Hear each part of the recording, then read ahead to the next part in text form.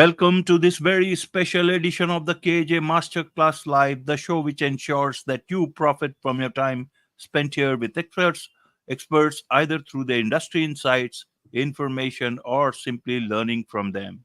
And today we have Scott Allen, award-winning educator, speaker, and podcast host. Welcome to the show, Scott. Ajay, thank you for having me, sir. I am excited for our conversation. You are welcome. Welcome to the show, Scott. Welcome to India in this online form. And I'm sure not just in India, but a lot of people across the globe will benefit from what we are going to talk right now. We'll be talking about the art of authentic leadership. We'll understand all that from you. So, but before that, we let's understand a bit about your journey so that people know who they are listening to, so that they can learn a lot from your journey itself. Great, great. So I served for 17 years as a professor of management at a university in Northeast Ohio in the United States. And my passion is leadership or leader development. We know what it feels like when you're in the presence of an individual who's an incredible leader, someone who's doing that work well. And we know what it feels like when we're in the presence of someone who's struggling with that role. They're not doing a great job. And I think it's really any person in a position of authority, a great teacher, or a great coach, or a great leader or manager. That's not easy work. So my passion is, how do we better prepare people to serve in these really, really complicated roles? Because it's not easy. Being a great parent is not easy, or a great coach, or a great teacher, or a great leader. It's not easy work. So for 17 years, actually more than 20 years, I've been writing about, consulting on, having conversations, teaching, leading organizations myself. And just, I have endless energy for this conversation. How do we better prepare people to serve in these roles? Because when we don't do that work well, engagement suffers, retention suffers, and there's real dollars associated with that. So that's a little bit about me, and we'll go from there. Absolutely. We'll go from there. So let's understand a bit about this leadership. You talk about, who you are is how you lead. What Yes. does it mean? Means I thought many people say leadership is about skills. Hmm. Well, okay, love it, Ajay. Okay, so Bob Hogan said that quote, "Who you are is how you lead." So what's underneath that "who you are" part of the quote? Well, there's a whole world underneath that part. So who you are, well, that might be your personality. Are you an individual who's optimistic, generally speaking? Are you an individual who's patient or impatient? Are you an individual who navigates stress with a kind of a sense of grace, or do you get tornadic and lash out when stressed? That's who you are. Authenticity. We're going to talk a little bit about that. If you are an individual that's authentic, what you say is what shows up to others. Well, that's who you are. If you who lacks authenticity, that shows up to the team or the group. So your values, your character, integrity, your knowledge about leadership, your skill level. If who I am is someone who struggles to lead meetings effectively, or if I struggle with negotiation or struggle to influence others, I'm not skilled in those activities, well, that shows up to the team. I'm not skilled at presentations. That's what shows up to the team. So who you are matters greatly. And if you are a person in a position of leadership, I'll say one more, your knowledge of the activity of leadership. Oftentimes in organizations, when I'm working with individuals, they were a master carpenter or a tech working on a vehicle, or they were a CPA or an attorney, a PhD, and now they've elevated to a position of leadership. Well, what is your actual knowledge on what great leaders do, the skills they need, the values they should possess? That's important, because although you have that expertise in law, that doesn't mean you have expertise in leading. So are you constantly learning and developing your knowledge around the activity of leadership? If you don't, that shows up to the team. If you do, then that does as well. Right, right. A whole world is struggling with whole world of leaders is struggling about who they are. So first, before even beginning to start on their journey of leadership, should they understand who they are and how they will lead? rather than first leading and then understanding who they are and then getting into the trap of imposter syndrome? How should we understand this, Scott? Good. That's a great question. I think it's a both and. I think it's both. Now, I do believe that if you are going to take on a position of leadership, and even before you've done so, are you an individual who is constantly looking within, trying to become a better version of yourself? So, for instance, I'm constantly listening to podcasts. I'm constantly listening to audiobooks. I have a psychologist that I speak with every 2 weeks. And it's not because anything's wrong with my world, but he helps me make sense of my world. And I've done that for 17 years. I go on a walk with my wife every morning, and we touch base, connect, talk, learn from one another. I have a mentor that I speak with every 2 weeks. So I have these systems in place that are helping me constantly be a better version of myself. So that's the foundation in many, many ways. Now, when you Right. put me in a position of leadership, you put me in a management role, I'm going to learn a whole bunch of new things about myself. It's kind of like saying once you had children, you learned a lot of new things about yourself, the good, the bad, and the ugly. Right. Right. Right. Absolutely. so Right. so I think for those individuals that have that learning process built in, and that habit of mind of reflection, and they're constantly trying to become better versions of themselves. There's a psychologist at Stanford named Carol Dweck. She said becoming is better than being. So are you constantly becoming a better version of self, looking within? And I think that's a great place to start as a leader. If that's who you are, you have a good starting place than if you're someone who's not engaged in any of that work.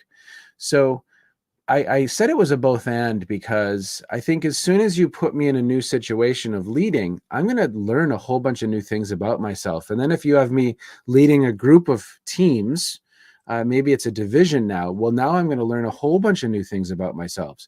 But if I'm solid in my character and my values, if I'm solid in the fact that I'm constantly learning and seeking to be more self-aware, if I'm an individual who's relatively mature and working with the best interest at heart of others, not it's not all about me, then we have a pretty good starting point.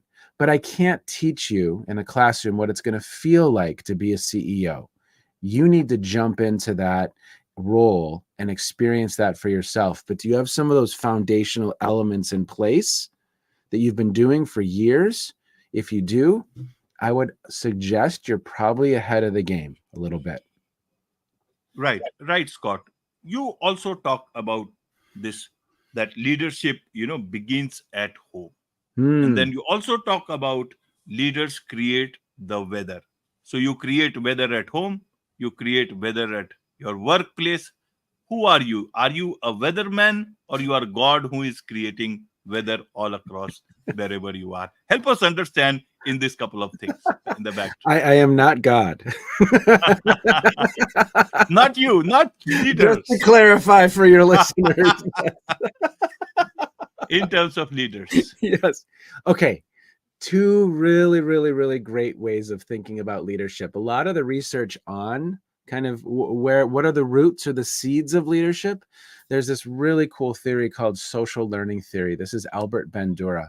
And Albert Bandura taught us that our environment teaches us a lot, whether it's just kind of how we do things around here. So my wife and I very much view our role as parents as, in many ways, leadership educators. Now, what are we teaching our children? From a social learning theory, that's what's most important here is what am I modeling for my children? Well, am I modeling gratitude? Am I modeling concepts like patience? Am I modeling what it's like for our children to engage in disagreement and what that means? Am I modeling curiosity? Am I modeling problem solving or a growth mindset? All of that, my wife and I are modeling for our children, all the way down to financial wellness. We're modeling that for our kids. So in many ways, when I say leadership starts in the home, I think we have so much modeled for us in the home that mom and dad are critical to that equation. Very, very, very critical to that equation. Now, I shared with you this quote Leaders create the weather. My friend Jonathan Reams said that. Leaders create the weather. What is weather over time? It's climate. What's another word for climate? Culture. So I think it's about the tone that you set. And the reason I love that quote, and I think we could go back to the who you are is how you lead quote as well. I think you could say who you are is how you parent, who you are is how you teach, who you are is how you partner. And I think you could also say parents create the weather, coaches create the weather, teachers create the weather, leaders create the weather. So what are we putting out? You've worked for that leader where every day was a little 50 and rainy. They were just a curmudgeon. That was the weather patterns that they put out to the team. It was a little bit negative, a little bit kind of just, you know what, dreary. That was what they could bring to the table. You work for leaders where maybe it was always a little bit hot. It was 120 degrees, everyone was sweating, and the environment was hot. And you've also worked for that leader where it was just a really cold environment, just no warmth whatsoever. It was just cold. And then hopefully you've had some teachers, maybe your parents, maybe some coaches, maybe managers where it wasn't 70 and sunny every day. And I'm, of course, using Fahrenheit here for your listeners. It wasn't, is it, would 30 and sunny be kind of the example there, Ajay? It's not 30 and sunny every day, but generally speaking, the climate's pretty wonderful. It's a place where people want to be. So when I say leaders create the weather, I mean, you set the tone. And what is the tone you're setting in the environment? Is it stressful, chaotic? Is it really, really, really filled with conflict? Or is it a little bit calmer, pleasant, and a place I want to be? So I love that visual of leaders create the weather. What's the tone that you're setting with the team? Every day is not going to be perfect. Every day is not 30 and sunny. But in a general sense, is it a great climate to live in? If so, we're probably going to improve on our retention. We're probably going to improve on our engagement. So the leaders, what they bring to there's another quote that I love, life is like an echo. What you put out comes back. So what are you putting out? And if we're not getting the results we want, what do we need to own in that potentially? We have to at least think that through. Absolutely, absolutely, Scott. And then, so these are the times leaders.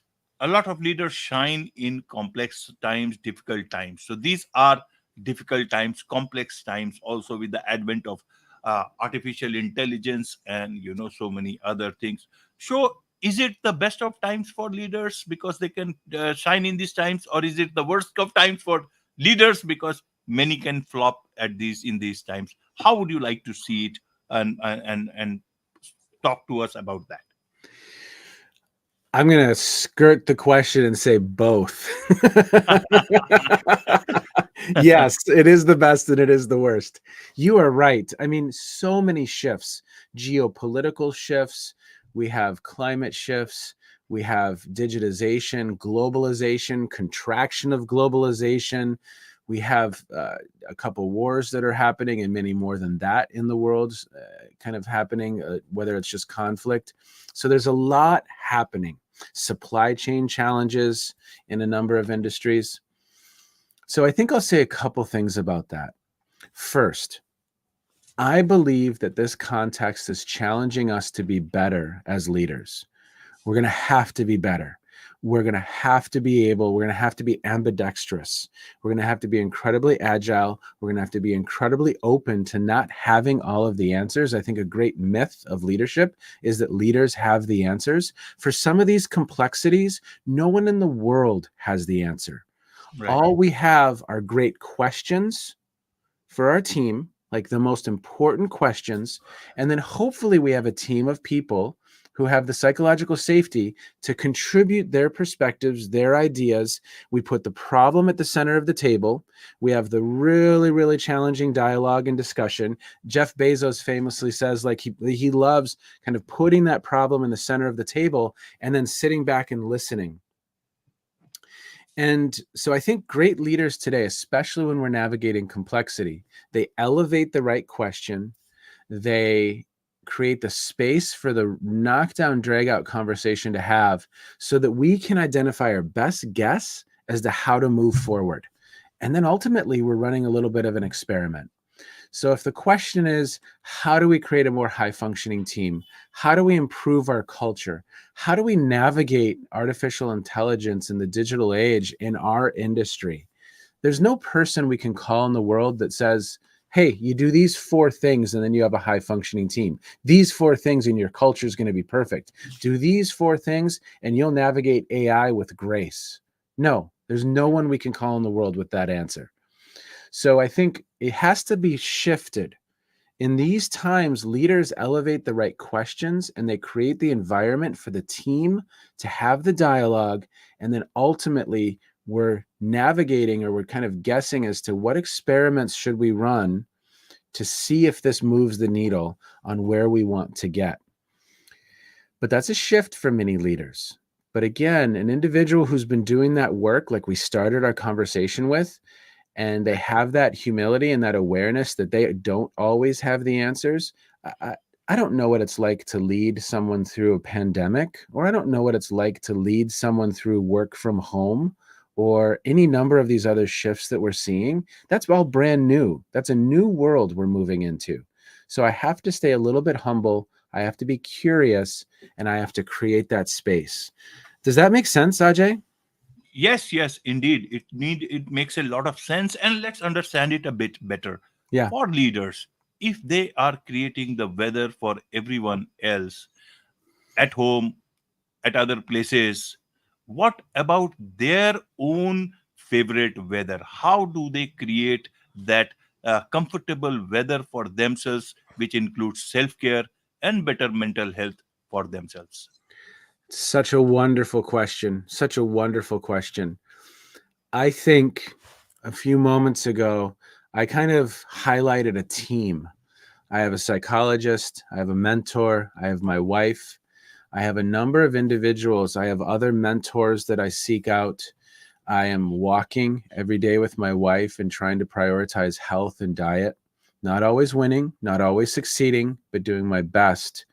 There's a woman that I had on my podcast named Amy Elizabeth Fox, and she said part of her work is to ensure that leaders are performance ready. Leaders are performance ready because this Right. is incredibly difficult work. So I think one of the most important things for a leader before we even take on the role is to ensure that you have your team of individuals to help you navigate what's to come, because it's going to be challenging. And oftentimes leadership can be lonely. Leadership can be very lonely. There aren't others. So in the States, at least, there's organizations where 4 or 5 CEOs from different contexts will get together and they can serve as thinking partners for one another. But what is your recipe for that self-care? It's a brilliant question, because if you're not good, how are you in any way going to be helpful to the organization, whether that's 20 people or 40,000 others? You're just going to not be in your best place. And, are you the best version of yourself if you're going to take on these roles? Are you the best possible version of you? So that's a great question, because for me, that's foundational. If I'm the best version of me and I'm constantly trying to become a better version of myself, I have a better shot. But every one of us listening has worked for that leader who wasn't in a good spot. Maybe they struggled with alcohol. Maybe their family life was struggling. Maybe they had a lot of drawbacks that they weren't working on, and it's not sustainable. It's just not sustainable. So, how do we prepare for that in the beginning? I love that question. It's important. It's critical. Maybe one of the most critical questions for a leader to answer. How am I going to take care of myself and be performance ready? Because this work, it's going to be challenging. Absolutely. Absolutely. There is much to learn from you, Scott. And this is just one podcast episode with you. You have your own podcast. You host the Phronesis, if I'm pronouncing it correctly, Phronesis Practical Wisdom for Leaders. Tell us about that podcast so that my audience can learn a lot from your podcast directly from you. Great.